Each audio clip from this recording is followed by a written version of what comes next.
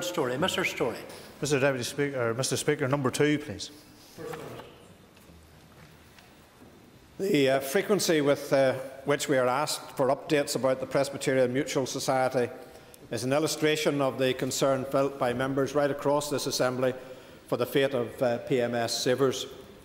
The Deputy First Minister and I share that concern. We are acutely aware that the impact of the prevailing circumstances has led to difficulty and hardship for a significant number of local people. We have mentioned in the past that remedies to the PMS situation are complex, but I readily acknowledge that this is cold comfort to those dealing with the daily anxiety about their savings.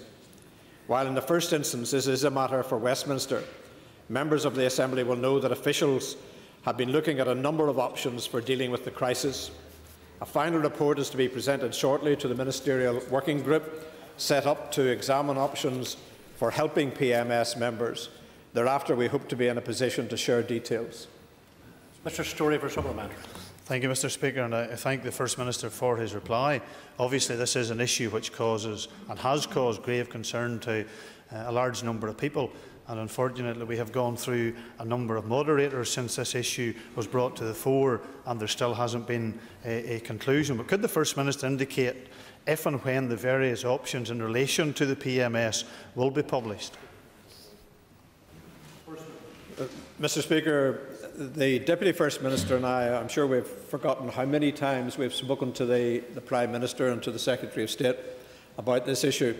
Along with the Minister of Finance and the Deputy Minister, we have attended the joint ministerial meetings to look at the various options that are open to us. I think we're all agreed that by far the best option would be for a bank to show an interest and to take over responsibilities.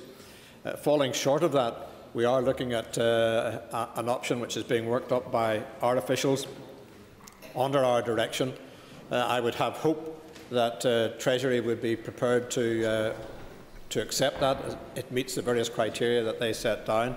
It would be a matter, obviously, for the Executive to decide whether they wish to move forward with that, but it would be an option that would be second to the commercial or banking option, which has still not been ruled out.